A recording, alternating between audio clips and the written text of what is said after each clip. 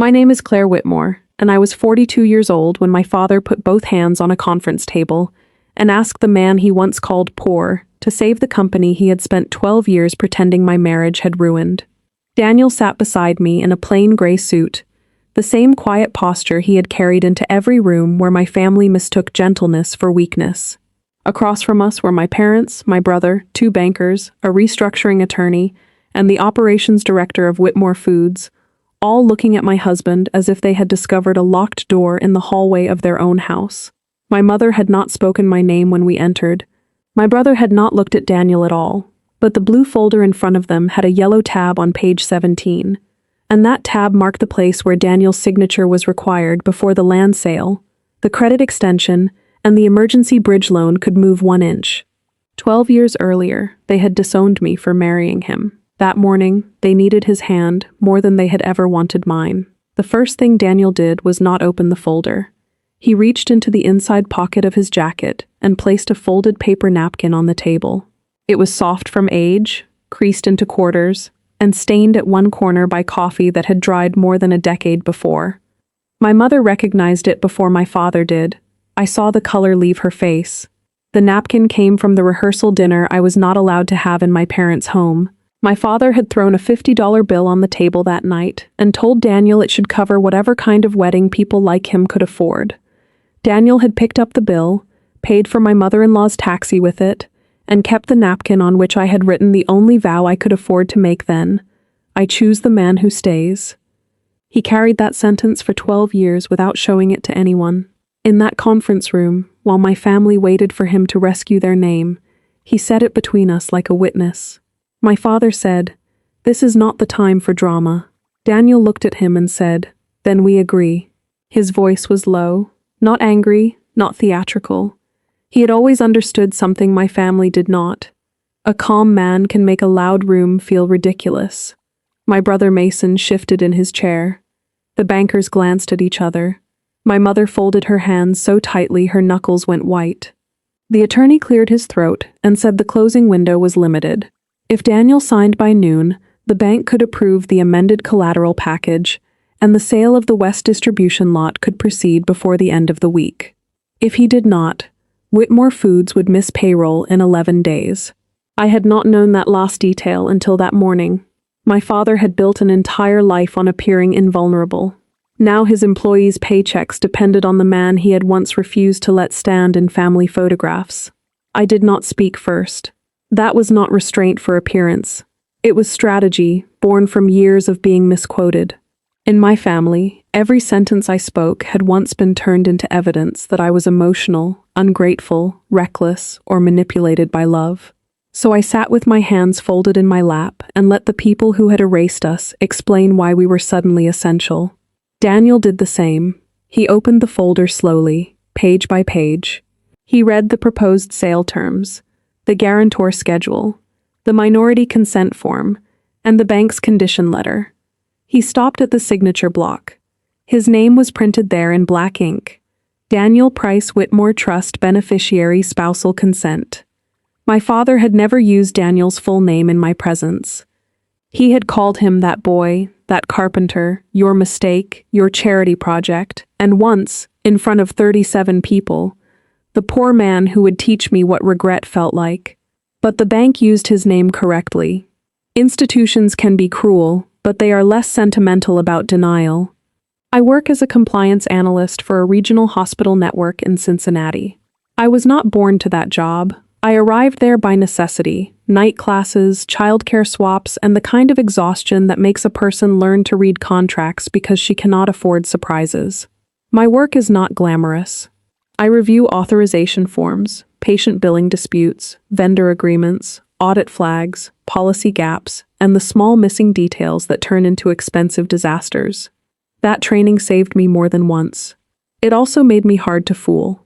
My flaw is that I can remember the exact date someone betrayed me and still remember whether the room smelled like coffee, bleach, lilies, or rain. I used to apologize for that. I do not anymore. The body keeps score. So do responsible women. Daniel was 44 that year, broad-shouldered, patient, and almost impossible to embarrass. He built custom cabinets, repaired old staircases, and treated wood the way some people treat scripture. He noticed grain, pressure, weight, and hidden stress. He knew when a board would split before it showed a crack. That was how he understood people too. My family thought he was quiet because he did not know what to say. The truth was that Daniel rarely wasted a sentence on people committed to misunderstanding him. When I met him, he drove a dented green truck with mismatched doors, rented half of a duplex from a retired mechanic, and sent money every month to an aunt who had raised him after his mother died. He had less cash than the men my parents wanted for me. He had more integrity than all of them combined. My parents owned Whitmore Foods, a third-generation specialty grocery distributor outside Louisville. The company began with my grandfather delivering flour, sorghum, canned beans, and farm eggs to Mountain Groceries in a pickup with a cracked windshield. My father modernized it into warehouses, refrigerated trucks, branded preserves, and wholesale contracts with boutique stores across 3 states. To outsiders, we looked like one of those families that had survived by hard work and good values. That was the brochure version. Inside the house, value meant obedience, loyalty meant silence, love meant your usefulness to the family image. I learned early to smile at ribbon cuttings and keep my private pain out of public rooms. My mother, Evelyn Whitmore, was the guardian of appearance. She could arrange flowers for a fundraiser while ignoring a child crying in the next room if the crying threatened the schedule. My father, Richard, believed money was moral proof. He did not say that directly. He said things like, "A man reveals himself by what he can provide," or "Poverty is often a habit with better excuses." My brother Mason absorbed those sentences like scripture. He became the obvious heir, confident, polished, expensive, certain. I became the daughter meant to marry into something useful, manage social relationships, and make the Whitmore name softer around the edges. I was allowed opinions as long as they resembled my parents' preferences. I met Daniel at a charity renovation project my mother chaired only because the local paper was covering it. A flood had damaged a shelter for women and children, and Daniel was the subcontractor repairing cabinets in the communal kitchen. I was there in a white blouse, handing out bottled water, and pretending the work boots my mother bought me were practical. Daniel was kneeling under a counter, replacing swollen particle board with maple plywood he had bought himself, because the donated material was cheap and would fail again. He did not know who I was. He asked me to hold a flashlight, said thank you when I did, and never once looked at me as if my last name mattered. That got my attention before his face did. We began with coffee after volunteer shifts, then dinners at a small place near the river, where the owner knew Daniel and gave him extra cornbread without asking.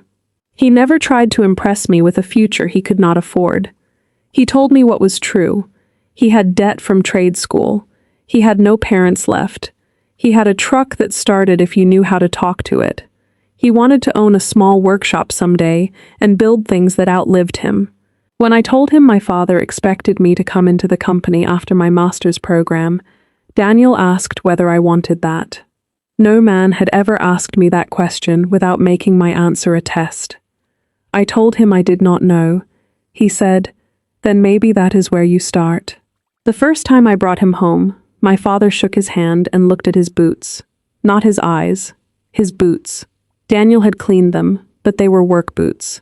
My mother offered coffee in the formal sitting room instead of the kitchen, which was how she signaled that someone was a guest but not family. Mason asked Daniel whether cabinet making was seasonal, as if craftsmanship were a weather condition. Daniel answered politely. He did not perform shame. That bothered them more than defensiveness would have. After he left, my father said, "You are 30 years old, Claire. Infatuation at your age is unattractive." My mother said Daniel seemed kind, then added, "Kind does not build security." Mason laughed and said, "At least he can fix the cabinets when your life falls apart." If you are the person in a family who chooses love outside the approved circle, you learn how quickly concern becomes contempt. At first they ask questions, then they warn you, then they start speaking as if your partner is an illness with a timeline. My parents invited me to lunch after lunch, dinner after dinner, walk after walk. My father talked about compatibility, my mother talked about lifestyle. Mason talked about embarrassment. No one talked about Daniel as a human being. He was a risk category, an income bracket, a stain waiting to spread. I kept telling myself that once they saw his patience, his work ethic, his loyalty, they would soften. That was my last childish belief about them. Daniel proposed on a Sunday morning in his workshop, with sawdust on the floor and coffee burning on a hot plate. The ring was not expensive. He had carved the box himself from walnut, lined it with blue velvet he bought from a fabric remnant bin, and placed a small silver ring inside. He apologized for the size before asking the question. I put my hand over his mouth and said yes, before he could finish making himself smaller. Then I drove to my parents' house, because I still believed good news deserved to be shared, even with people who might not deserve to receive it. My father looked at the ring, then at me, then said, "No, not congratulations, not are you sure, just no." The disowning was not immediate. That would have been too honest. It was a process dressed as negotiation. My parents offered to pay for counseling to help me slow down. They offered to fund a year abroad if I postponed the wedding. My mother suggested a private agreement to protect family assets, though I owned none. My father offered Daniel a job in the warehouse, not because he respected him, but because he thought a man with a price could be moved like inventory. Daniel declined with one sentence: "I do not want to be paid to disappear." My father never forgave that. The night everything broke, we were at the Rivergate Club for what was supposed to be a small engagement dinner. I had invited my parents, Mason, Daniel's Aunt Ruth, and 3 friends. My mother turned it into a test. She chose a room too formal for us, a menu too expensive for Daniel's family, and a seating chart that placed Daniel at the far end of the table, beside a cousin who sold insurance and liked making jokes about blue-collar men. Halfway through dinner, my father stood to make a toast. He lifted his glass and said, "Two choices. Some build families, some teach lessons." People laughed because they did not know whether they were meant to. Then he looked at Daniel and said, "I hope you understand what you are taking on. Claire has been raised with expectations." Daniel said, "So have I. Mine just include kindness." The room went quiet. My mother's smile froze. Mason whispered something to his wife. My father pulled a $50 bill from his wallet and dropped it beside Daniel's plate. "Then take her somewhere kind," he said. "This should cover whatever kind of wedding you can give her." Daniel did not flinch. He picked up the bill, folded it once, and later used it to pay for Aunt Ruth's taxi because she had forgotten her purse. I wrote my vow on a napkin while everyone pretended dessert was still possible. I choose the man who stays. Daniel folded the napkin and put it in his jacket pocket. We left before coffee. 3 days later, my parents called me to the house. Mason was there, standing by the fireplace like a witness at a sentencing. My father had a folder on his desk. Inside was a letter prepared by the company attorney removing me from any future management succession plan, revoking the informal transfer of a small class of family shares my grandfather had once promised, and terminating the monthly housing support my parents had been providing while I finished graduate school. My mother cried, but quietly, as if tears could preserve her innocence. My father said, "If you marry that man, you are choosing his life. Do not expect ours to follow you." I asked whether he meant I was no longer welcome at holidays. He said, "Do not be dramatic." Then he paused and added, "But yes." I remember the sound of the clock in his office. I remember the green banker lamp on his desk. I remember my mother's pearl earring turned backward against her neck. I remember Mason checking his phone while my future was being cut into documents. I signed nothing. I took nothing. I walked out with my engagement ring, my purse, and the sick clarity that family can behave like a bank when love stops producing interest. Daniel was waiting in his truck at the end of the driveway because I had asked him not to come inside. When I got in, he did not ask what happened. He saw my face and started the engine. We drove for 10 minutes before I said, "I do not have parents anymore." He pulled over near a field of cut hay, turned off the truck, and said, "Then we build carefully." We married 6 weeks later in the shelter kitchen where we had met. Aunt Ruth made lemon cake. My friend Marisol bought grocery store flowers and tied them with twine. Daniel wore a charcoal suit borrowed from a cousin. I wore a simple cream dress I found on clearance and altered myself with crooked stitches Aunt Ruth fixed the night before. My family did not come. My mother sent a card with no return address and no signature, only a printed verse about patience. My father sent nothing. Mason posted a photo that same day from a golf tournament with the caption, "Family is who shows up," and tagged everyone except me. I did not cry at the ceremony. I cried later, in Daniel's truck, when I saw that Aunt Ruth had saved 2 slices of cake in a plastic container and written bride and groom on masking tape. The first year of marriage was hard in the ordinary ways poverty is hard. Our apartment had uneven heat. Daniel worked 10-hour days, then repaired furniture at night for extra cash. I took an entry-level position in billing at Mercy Ridge because it offered health insurance and tuition assistance. We budgeted down to coins. We bought marked-down meat at 8 p.m. We learned which laundromat machines gave extra minutes. But hard is not the same as humiliating. Daniel never used money to make me grateful. He never called sacrifice proof of ownership. When I apologized for losing the life I had been raised to expect, he said, "I did not marry your parents' table." Then he made grilled cheese and tomato soup, and we ate on the floor because our only table had a broken leg he had not fixed yet. My grandmother, Beatrice Whitmore, was the only person from my family who came to see us that first year. She had been married to the founder of Whitmore Foods and had watched my father inherit confidence before wisdom. She was 81, thin, blunt, and immune to my mother's social choreography. She arrived one Saturday in a navy coat, climbed our apartment stairs without accepting Daniel's arm, and inspected the place like a building code officer. Then she looked at Daniel's repaired kitchen table and said, "You joined that leg clean." Richard would have bought a new table and called it leadership. Daniel smiled for the first time since she entered. Grandmother Beatrice brought 2 things, a covered casserole and a brown envelope. The casserole was chicken and rice. The envelope she kept in her handbag until after dinner. She watched Daniel wash dishes. She watched me dry them. She watched us move around each other in a kitchen so small we had to turn sideways. Then she said, "Poverty is not lack of money. Poverty is a household where love has to ask permission." I did not know what to say. She handed me the envelope and told me not to open it until she left. Daniel walked her to her car. When he came back, I opened it. Inside was a deed copy, a trust amendment summary, and a handwritten note. "I have made sure the land remembers you, even if your father does not." At the time, I did not understand the full importance of what she had done. Beatrice owned a separate parcel behind the old cold storage building, 8 acres along County Line Road, that included a truck access lane, a drainage easement, and a strip of frontage my grandfather had never transferred to the company. My father used it operationally because family had always allowed it. Beatrice placed that parcel into the Whitmore Legacy Trust, naming me as remainder beneficiary and requiring spousal consent for any sale, encumbrance, lease exceeding 5 years, or transfer that would affect marital property rights after the beneficiary's marriage. She had seen enough family companies devour daughters through paperwork. She wanted Daniel included not because she thought I needed a man to approve my choices, but because she wanted my father unable to pressure me alone. She understood that isolation is the first tool of controlling families.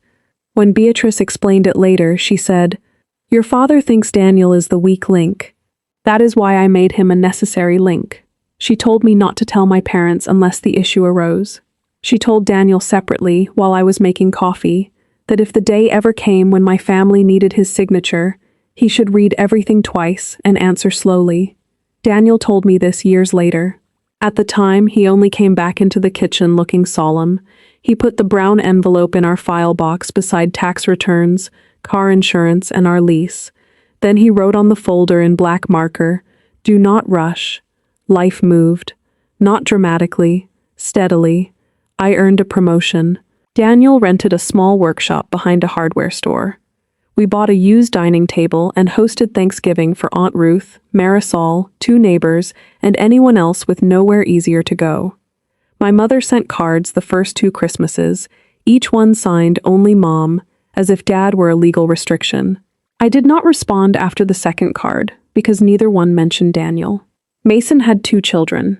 I learned from other people's social media because exile has modern windows. My father won a regional business award and thanked his loyal family in the speech. I watched the video once. My name did not appear. The omission hurt less than I expected. Distance, when survived long enough, becomes architecture. Daniel's business grew one referral at a time. He built a bar for a restaurant, then bookcases for a retired judge, then custom counters for a bakery, then display fixtures for a chain of local markets. He hired one apprentice, then another. He still drove the green truck after it should have died, because he said machines deserved loyalty if they kept trying. My family never saw that progress because they had decided the poor man remained frozen in the exact humiliation where they left him. That is one advantage underestimated people have. Your growth happens offstage. By the time the curtain rises again, your enemies are still rehearsing old lines. The first sign that Whitmore Foods was in trouble came through a vendor dispute at my hospital. A specialty pantry supplier underbid a contract and failed to deliver on schedule. The supplier was connected to Whitmore Foods through a subsidiary Mason had launched to move into institutional food service. I saw the name on a compliance report and felt the old house enter the room. The report mentioned late shipments, quality issues, and disputed invoices totaling $187,000. I had no involvement in the review, but I knew enough to recognize strain. Companies with stable cash flow do not fight small invoices that aggressively. I did not call my mother. I did not call Mason. I printed nothing. I only noted the date in a private notebook, because the habit of documentation had become part of how I breathed. 6 months later, Aunt Ruth showed me a newspaper article about Whitmore Foods delaying expansion plans due to supply chain complications. Daniel read it at our kitchen table, then looked at me. "That sounds like bank language," he said. He was right. By then he had built cabinetry for enough business owners to recognize the phrases people use when debt has entered the room, but pride has not allowed it to sit down. I felt no joy. I need to be honest about that. Revenge fantasies had kept me warm in small moments during the first years, but actual trouble in my family company meant warehouse workers, drivers, packers, office clerks, mechanics, and seasonal employees might suffer before my father did. The name on the building was his. The paychecks belonged to many people who had done nothing to me. Then my mother called on a Tuesday afternoon, almost 12 years after the day my father signed me out of his version of family. I was reviewing a vendor policy when my phone lit up with a number I knew by muscle memory. Briar Lane. I let it ring. She left no voicemail. 10 minutes later, she called again. I answered with my professional voice, because it was the only one I trusted. "This is Claire." She inhaled sharply, as if hearing my name from my own mouth startled her. She said, "Your father wants to know if you and Daniel can come to the house this weekend." No apology, no explanation, just a summons wearing softer shoes. I asked why. She said there were family matters to discuss. I said, "Daniel is my family. If he is being invited as a formality, we are not coming." She said, "Please do not make this difficult." That sentence brought back years in one breath. Please do not make this difficult, meaning please absorb what we cannot admit. Please make our comfort your responsibility. Please return to the role we wrote for you, I said. Send the reason in writing. My mother whispered that my father would not like that.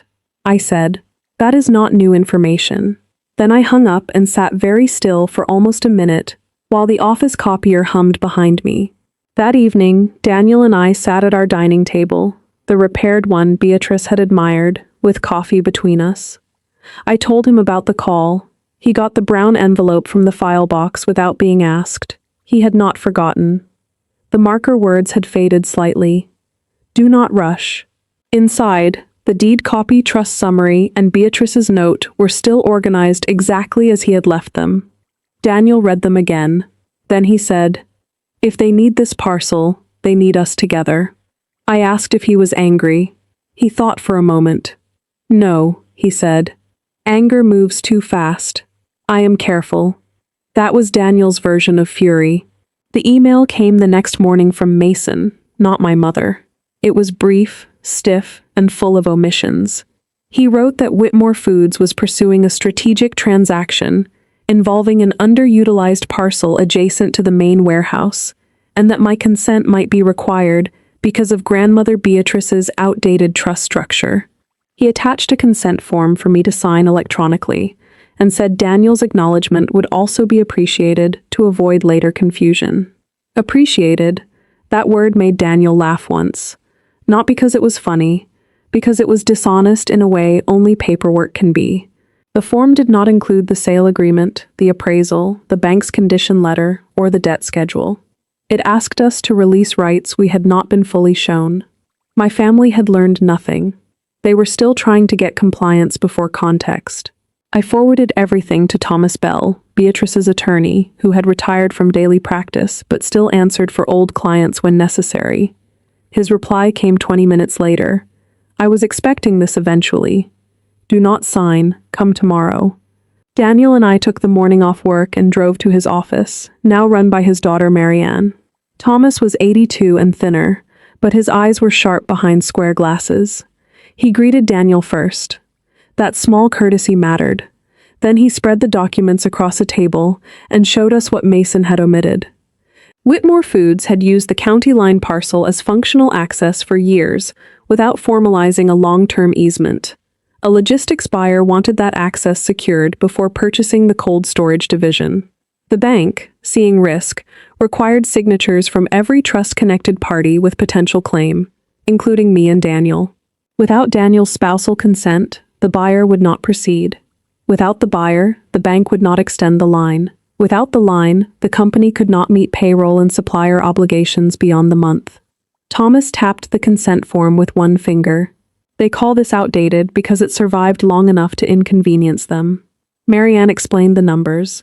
The land sale was valued at $3.4 million, but the access rights were bundled into a larger restructuring that would release my father and Mason from certain personal guarantees. In plain English, they wanted to use Beatrice's protected parcel to save the company and reduce their own exposure, while offering me a flat settlement of $75,000 and asking Daniel to waive future claims. Daniel looked at the appraisal, then at the release. He said, "They are not buying land. They are buying time."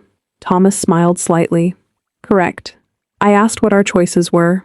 Marianne said we could refuse entirely, negotiate terms, require independent valuation, demand employee protections, separate the access easement from the operating rescue, or petition the court for trust instruction if pressure became improper. She also said something I wrote down because it changed how I saw the moment. You are not obligated to rescue people from the consequences of excluding you, but you may choose terms that protect innocent workers better than your father did. That was the line I needed. The issue was not whether I hated my family enough to let the company fail. The issue was whether I respected myself enough not to be used as emergency collateral. Daniel said very little in that meeting. He asked for copies. He asked whether his signature could be limited to a specific easement rather than a blanket release.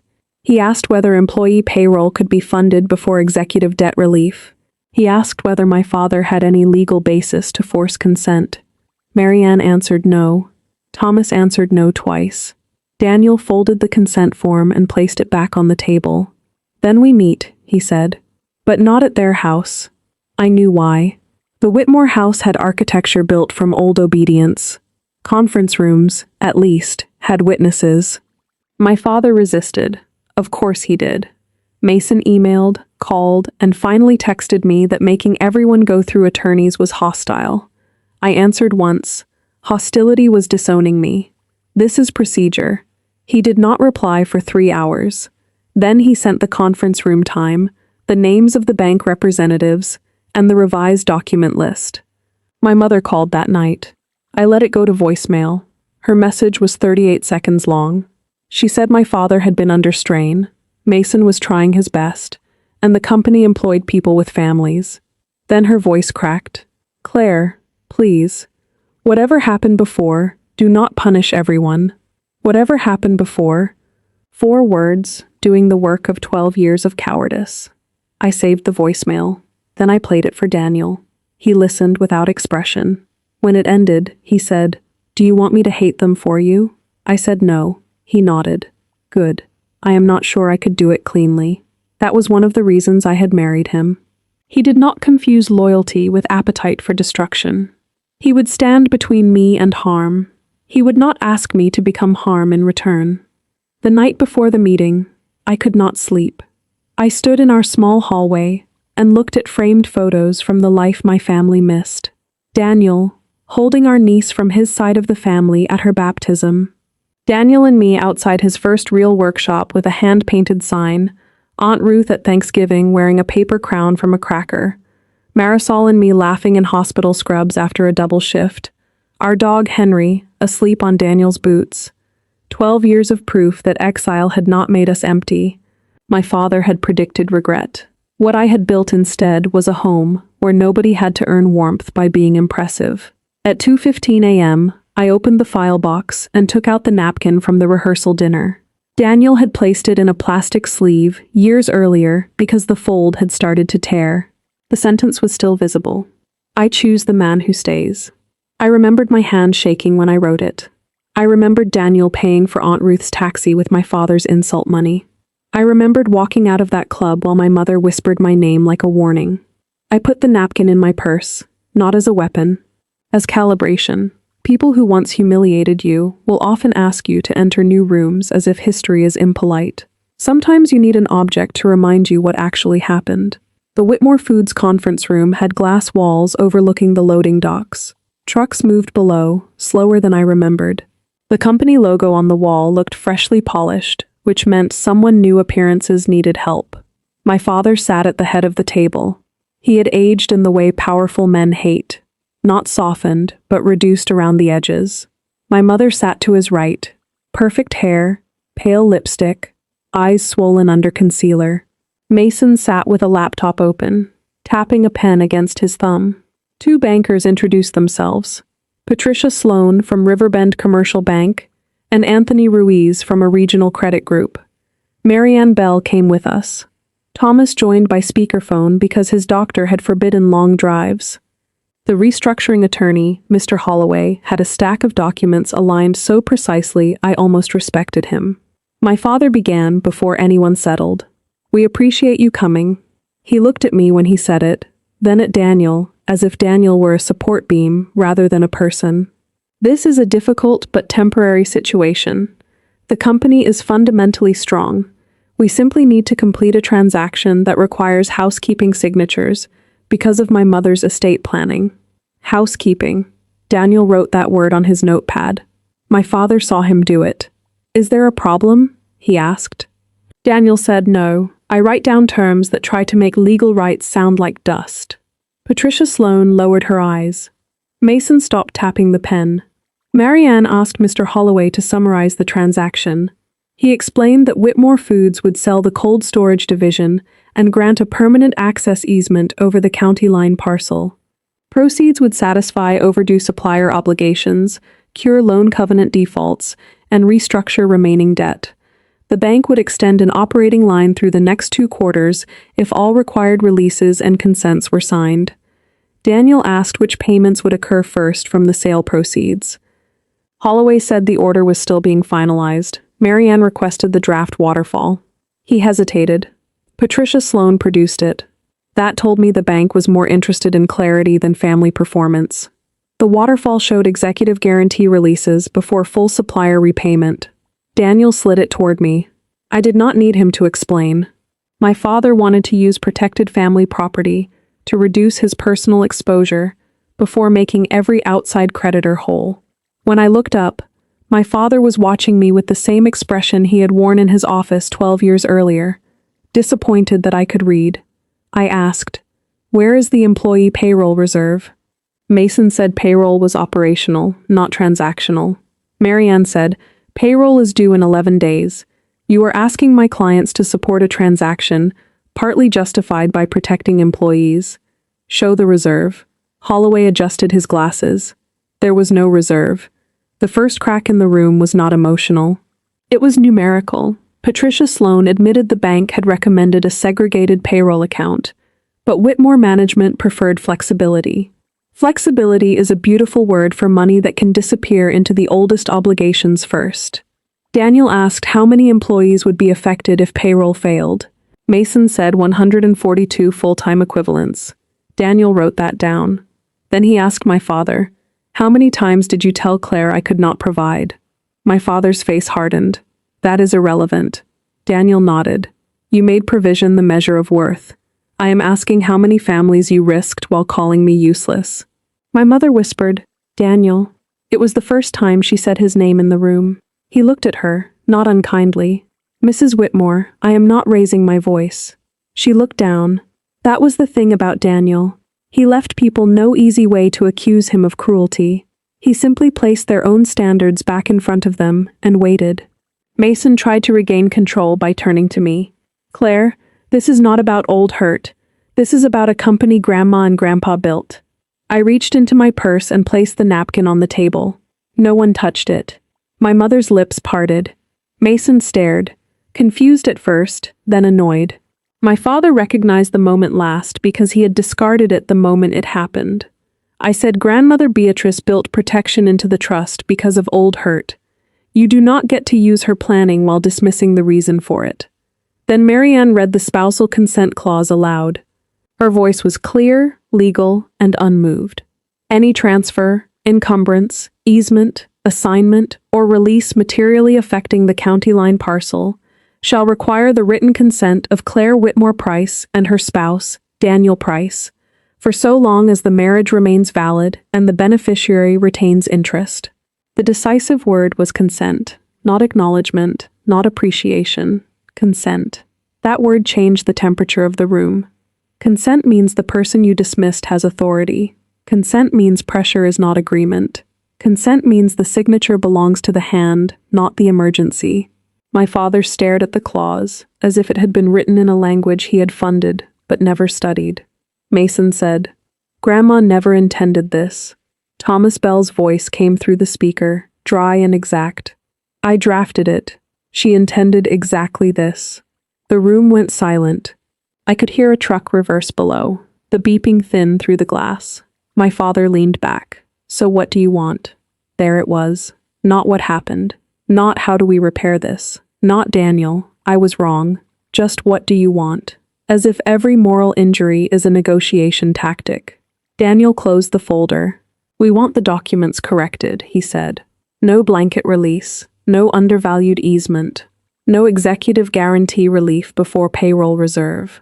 No language stating we acted voluntarily without history of exclusion or pressure. Claire's beneficial interest paid according to independent valuation. Employee wages secured first. Supplier repayment schedule disclosed.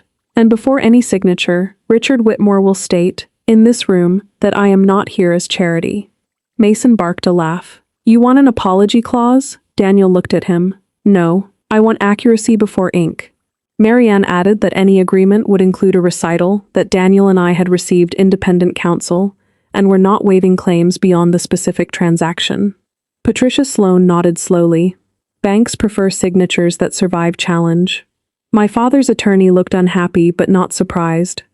My father looked at the bankers and realized the room had shifted from family obedience to transaction risk. That was the moment he lost the advantage he thought blood gave him. My mother began to cry. Not softly this time. She pressed a tissue under one eye and said, "We were trying to protect you." It was aimed at me, but everyone heard it. I said, "From what?" She could not answer, because the honest answer was, from a life they could not brag about, from a man they could not rank above themselves, from neighbors asking why the Whitmore daughter married a carpenter. My mother had always feared social discomfort more than private cruelty. I did not say that in the room. I did not need to. Her silence filled in the sentence. My father tried one more path. He spoke directly to me, using the voice he had once used when I was young and still desperate to be approved. "Claire, this company was supposed to be part of your future. If you had waited, if you had trusted us, none of this would have been necessary. Your grandmother complicated things because she was angry with me. Do not let an old woman's bitterness dictate what happens to living employees." I looked at the napkin, I looked at Daniel, then I looked back at my father. Grandmother was not bitter, she was observant. Thomas Bell coughed once over the speaker and said, "Richard, your mother gave me specific instructions after the engagement dinner. she said, and I quote from my notes, "If my son ever needs to ask that poor man for permission, make sure the law has a chair for him." Those were her words. Daniel blinked once. He had not known that. Neither had I. My mother covered her face. Mason muttered something obscene. My father went still. For the first time that morning, he looked truly struck. Not ashamed. Not yet. But struck by the fact that his mother had seen him clearly and planned around him. Patricia Sloane asked for a recess. The bankers stepped out with Holloway and Mason. My mother left for the restroom. My father stayed, so did we. For nearly a minute, nobody spoke. Then my father said, not looking at Daniel, "You have no idea what it takes to keep something alive for generations." Daniel folded his hands over the napkin. "I know what it takes to keep something alive when no one funds it," he said. "I kept a marriage alive after you tried to starve it. I built a business from scraps. I watched your daughter rebuild a life you made harder than it needed to be. Do not explain survival to me, because yours had a warehouse and mine had rent due." That sentence did not raise his voice. It raised the floor. My father finally looked at him. Old contempt flickered, then something like calculation, then fatigue. He said, "If I say what you want, will you sign?" Daniel answered, "If the documents protect Claire, the employees, and the transaction as represented, I will consider signing. Your words will not buy my signature. They will only stop insulting the room." I almost reached for his hand. I did not. I wanted the room to see him standing alone in his own steadiness. During the recess, Mason cornered me near the coffee station. He kept his voice low because glass walls make cowards cautious. "You are enjoying this," he said. I looked at him for a long second. He was wearing a watch worth more than our first car. His eyes were red, but not from remorse, from fear. "No," I said. "Enjoyment would require you to matter more to me than you do." That hit him harder than anger would have. He said the company could collapse. I said, "Then maybe Dad should have built less of it on people he thought he could discard." Mason whispered that I had always been dramatic. I said, "And you have always mistaken consequence for theater." Then I walked back to the table. The bankers returned with a revised framework. Payroll reserve first, $420,000 placed in a segregated account before executive guarantee relief. Supplier repayment schedule second. Independent valuation of the county line easement, with Daniel and me represented separately. No blanket personal release. A narrow consent only to the specific easement and sale structure. My beneficial share adjusted to valuation, not the insulting flat settlement. Employee notice provisions. Board oversight changes. Mason fought every item until Patricia Sloane said the bank would not approve a transaction vulnerable to family duress claims. He stopped fighting then, not because he understood morality, because risk had become expensive. Then came the part no document could do. Daniel turned to my father. The room knew. Even Holloway stopped rearranging paper. My father's mouth tightened. He looked first at me, then at the bankers, then at Daniel. Pride moved across his face like weather over a field. Finally, he said, "Daniel Price is here as a legal party to this transaction, not as charity." Daniel did not move. My father swallowed. "And he has provided for my daughter." The sentence came out rough, almost grudged into existence. Daniel said, "No. Try again." Mason cursed under his breath. Patricia Sloane looked fascinated despite herself. My father's face darkened. Daniel said, "I did not provide for her. We built together. If you cannot say that, you still do not understand why your mother wrote the clause." The room went completely quiet. My mother had returned and stood in the doorway, one hand on the glass frame. My father looked at her, then at me. I do not know what he saw.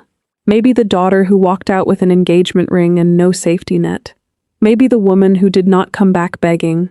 Maybe his own mother, somewhere in my stillness. He said finally, "You and Claire built a life together." That was the closest he came to apology that day. It was not enough, but it was true. And truth has utility even when it arrives without tenderness. Daniel picked up the pen. He did not sign immediately. He read the revised consent again. Marianne read the limiting language aloud. Thomas confirmed from the speaker that the narrowed easement did not waive future claims beyond the transaction. Patricia confirmed the payroll reserve condition. Holloway confirmed the executive guarantee release would follow, not precede, employee protection. Only then did Daniel sign. His handwriting was plain and steady. He passed the pen to me. I signed beneath him.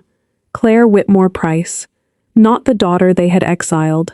Not the girl who had begged for approval. A beneficiary with counsel. A wife with memory. And a woman who had learned that silence can become leverage if you keep your records. The collapse was quieter than I expected. My father did not shout. He looked old. Mason blamed the attorneys. Then the bank. Then Beatrice. Then me. My mother sat down and stared at the napkin as if it were a photograph of a crime scene. The logistics buyer received the revised package that afternoon. Payroll was funded 2 days later. The company did not fail that month. It did not return to what it had been either. That is the part my family hated most. The rescue came with mirrors. News moved through the company in sanitized language. Employees heard that a restructuring agreement had been reached, that payroll was secure, that leadership changes would support long-term stability. They did not hear about the engagement dinner napkin, or the $50 insult, or my father's forced sentence. That was fine. Not every truth needs a crowd. Some justice works best when it changes the locks inside a room. A week after the signing, my mother came to our house. She had never been there. Not once in 12 years. She parked at the curb and sat in her car long enough for Daniel to notice from the workshop window. He came inside and said, "Your mother is outside." I looked through the curtain. She wore a beige coat and held a white bakery box on her lap. For a moment, I saw not the woman who had helped erase me, but an aging mother rehearsing courage too late. I opened the door before she knocked. She looked past me into the house. At the table, the shelves Daniel built, the hallway photos, the ordinary evidence of a life she had refused to witness. Then she said, "I did not know it was this warm here." I almost laughed. She meant the house. She meant more than the house. I did not invite her in immediately. Boundaries are not cruelty. They are memory with a door. She said she had brought lemon cake because she remembered it from my wedding. I told her she had not been at my wedding. Her face folded. "I know," she said. The box trembled slightly in her hands. I asked why she had come.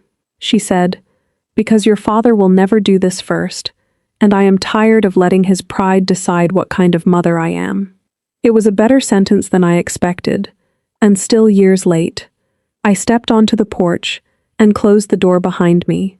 We spoke outside for 32 minutes. She apologized in fragments. For the dinner, for the cards that did not name Daniel, for letting my father make exile sound like principle, for not visiting when we had the flu the second winter after the wedding, though Aunt Ruth had told her I was sick, for following Mason's children online while never asking whether Daniel and I wanted children, or whether we had lost any, or whether the question hurt. There are apologies that open doors. There are apologies that simply sweep the step. Hers was the second kind. Useful, limited, not enough to enter. I accepted the cake because refusing it would have made the cake more important than the apology. I did not invite her to dinner. Daniel ate one slice that night and said it was too sweet. I laughed for a full minute because that was the most Daniel thing imaginable. A week that had involved banks, lawyers, old wounds, protected land, and family collapse, and his clearest judgment was about frosting. Then he took the napkin from the plastic sleeve and asked where I wanted to keep it. I said, "Not in the file box." He nodded. The next day, he built a small frame from walnut scraps and placed the napkin behind glass. We hung it in our bedroom, not the living room. Some vows are not decor for guests. They are private architecture. The restructuring changed Whitmore Foods. My father stepped back from daily operations 6 months later, officially for health reasons, unofficially because the bank required independent oversight. Mason remained but lost unilateral authority over major collateral decisions. An outside CFO came in and found what outsiders often find when families confuse control with competence: delayed vendor payments, related party transactions, vague expense categories, and years of decisions made to preserve image instead of function. The company survived, smaller and less arrogant. Some employees left, most stayed. The payroll reserve Daniel insisted on became the reason families did not miss rent during the transition. Nobody put his name on a plaque. He did not want one. My father did not speak to us for 8 months. Then, on Thanksgiving morning, he sent a text to Daniel. Not me, Daniel. It said, simply, "Thank you for insisting on payroll first." Daniel showed it to me while we were seasoning a turkey we had bought too large, because Aunt Ruth believed leftovers were a moral duty. I asked if he would answer. He said, "Tomorrow." He answered the next day with 2 words, "You're welcome." That was Daniel. No performance, no absolution offered at a discount. Mason never apologized. He adjusted. There is a difference. He began copying me on trust-related correspondence, using Daniel's name correctly, and ending emails with regards instead of nothing. His wife sent us a Christmas card with a family photo and wrote Daniel and Claire on the envelope. I kept it because accuracy deserves acknowledgement even when affection is absent. My mother visited 3 times the following year, always by invitation, never unannounced. The first time she came inside, she touched the dining table and said Daniel had done beautiful work. He said thank you. He did not rescue her from the discomfort that followed. That was a gift he gave himself. One Sunday, almost a year after the conference room, I drove to the old Whitmore house alone. My father had asked to see me. Daniel offered to come, and I said no. Not because I wanted privacy for reconciliation, but because I needed to know whether I could stand in that house without shrinking. The driveway looked smaller. The brick steps were still wide. The black shutters had been repainted. My father was in his study, thinner, wearing a cardigan over a dress shirt. The green banker lamp still sat on the desk. The same clock ticked. I felt the old version of myself stir, the one trained to read his mood before entering fully. I told her silently, "We do not live here now." My father said he had found a box of my grandfather's papers. Inside was a photograph of Beatrice standing beside the county line parcel in 1978, holding a shovel and laughing at something outside the frame. He handed it to me. On the back, in Beatrice's handwriting, it said, "Land should outlast pride." I looked at the photo and understood why he had called me. Not to apologize, to share the burden of being seen by the dead. He said, "Your grandmother did not trust me." I said, "She loved you and planned around you. Those can both be true." He looked toward the window. His eyes were wet, but no tears fell. "Did I lose you completely?" he asked. It was the first honest question he had asked in 12 years. I answered honestly. "You lost the daughter who needed you to approve her. You might still know the woman she became." He nodded, once, as if the sentence cost him something. He did not ask about Daniel. I told him anyway. I told him about the workshop, the employees Daniel had hired, the apprentice he helped through trade school, the cabinets he built for a children's clinic at cost because the clinic's grant fell short. My father listened. Not well, but he listened. At the end, he said, "I was wrong about him." I said yes. No softening, no rescue, just yes. That night, I told Daniel everything. He was sanding a cabinet door under the workshop lights. He did not stop working while I spoke. That helped. Some conversations need motion. When I told him my father said he was wrong, Daniel ran the sander once more along the edge, turned it off, and said, "Did it help you?" I thought for a while. "A little," I said. Not because it fixed anything, because reality finally entered the record. He smiled at that. Compliance analyst language for emotional survival. Then he said, "Good." The constructive part of our victory was not money, it was choice. With the settlement from the easement, Daniel expanded his workshop into a cooperative space for independent tradespeople who needed equipment but could not afford their own shop. He named it Stayworks, though he pretended the name was about wood staying true under pressure. I knew better. We funded 2 apprenticeships a year, one for someone leaving foster care, and one for an adult starting over after family rupture, divorce, or loss. Daniel said skills give people a way to trust their hands before they can trust the world again. I handled the paperwork. He handled the tools. Together, as he had insisted in the conference room. I also created a small emergency fund through the hospital's employee assistance network for staff dealing with family estrangement after caregiving, pregnancy, marriage, or identity-based rejection. I did it quietly, with HR approval and clear rules because good intentions without structure become chaos. The first year, it helped 7 people with deposits, legal consultations, and transportation. One woman wrote a note that said, "I thought being disowned meant I had no witnesses." I kept that note in my desk, not for pride, for reminder. Pain becomes less useless when it builds a door for someone else. My mother asked once whether Daniel would ever forgive her.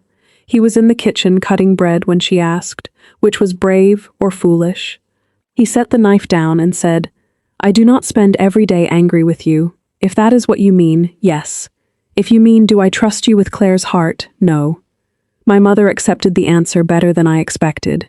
Maybe because Daniel did not deliver it with cruelty. Maybe because clarity, when spoken calmly, gives people fewer places to hide. The last time I saw the Rivergate Club, it was for a retirement dinner for a hospital administrator. I walked into that same dining room where my father had dropped the $50 bill beside Daniel's plate. The carpet had been replaced. The walls were painted a softer gray. Nobody there knew my history with the room. I stood near the window for a moment and felt the old humiliation try to rise. It came, but weakly. Then my phone buzzed. Daniel had sent a photo from the workshop, the first sign installed above the door at Stayworks.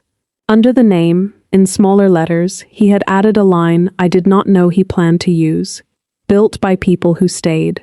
I looked at that photo in the room where they tried to make him small and felt something in me settle. Not triumph, completion. There was one employee I kept thinking about through all of it. His name was Luis Herrera, a route driver who had worked for Whitmore Foods since I was in high school. He used to bring damaged boxes of peaches to the house in July because my grandmother hated waste, and he would let me pick one from the top, as if he were giving me treasure. During the restructuring, I saw him at a gas station before dawn, filling a company truck with his own card, because the fleet account had declined. He did not see me at first. When he did, he looked embarrassed, as if the company's failure were his personal shame. I bought his coffee and said nothing about the card. That image stayed with me in the conference room. It was why Daniel's payroll reserve mattered more than any apology. My father could endure humiliation. Luis could not afford a missed check. Daniel understood workers because he had been one in rooms where owners spoke about labor as if hands were replaceable. He told me later that when Patricia confirmed there were 142 full-time equivalents on payroll, he stopped thinking about my father and started thinking about rent, insulin, car repairs, braces, groceries, and the quiet terror of Friday arriving without direct deposit. That was the part of him my family never bothered to see. They thought poverty made him hungry for revenge. It had made him careful with other people's hunger. He knew the difference between making the guilty uncomfortable and making the innocent pay admission to your justice. After the agreement, Luis came to Stayworks with a broken cabinet door from his kitchen. He did not know Daniel had insisted on the payroll reserve. He only knew Daniel was my husband, and that we had some connection to the transaction people were whispering about. Daniel fixed the hinge, refused payment, and told him the wood was still good.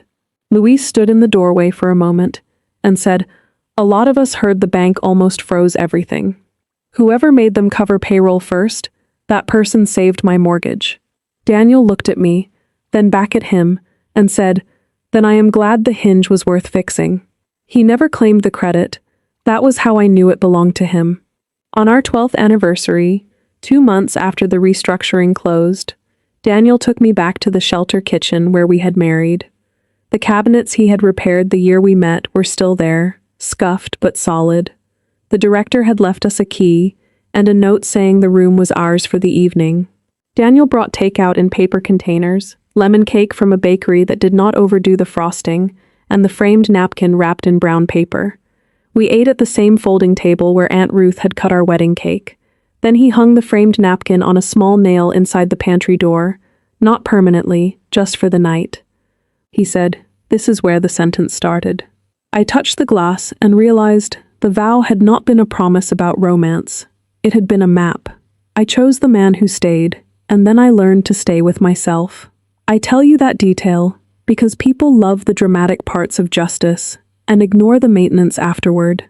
The meeting was the match, the months after were the work. Signatures, payroll accounts, revised covenants, phone calls, uncomfortable visits, and choosing again and again not to let old contempt decide new behavior. Quiet justice is not one scene. It is a system you keep repairing after the applause would have ended. People often think justice means the people who hurt you finally suffer in the exact shape they designed for you. Sometimes that happens. More often, justice is quieter and more demanding. It asks you not to become available for the same treatment just because the people who rejected you now need something.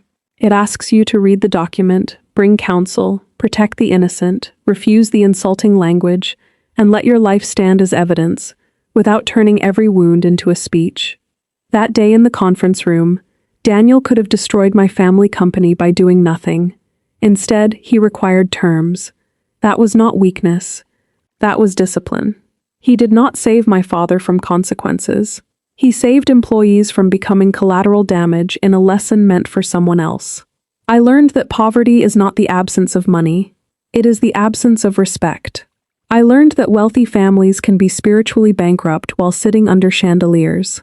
I learned that the person they call useless may be the one person who understands use should never be measured only in profit. I learned that a grandmother with clear eyes can build more justice into one clause than an entire family can fake in public statements. And I learned that consent is a sacred word. In marriage, in business, in family, in any room where someone believes urgency entitles them to your hand. If your family has ever punished you for loving someone they could not control, I want you to hear me clearly. You are allowed to choose the person who stays. You are allowed to build slowly. You are allowed to stop explaining a loyal heart to people addicted to status. And if the day comes when those same people return, because the person they mocked now holds the missing signature, do not rush. Bring the folder, read the clauses, ask who gets protected first. Make them say the name correctly. Calm is not surrender. Calm is how you make sure the truth is recorded before the ink dries. And if this story reached something in you, tell me in the comments who your family underestimated. Was it your husband, your wife, your mother, your child, or you? Tell me what they called useless before they needed it. Share this with someone who chose love over approval and paid for that choice in silence. They may need the reminder that being disowned is not always the end of belonging. Sometimes it is the beginning of building a life no one can revoke.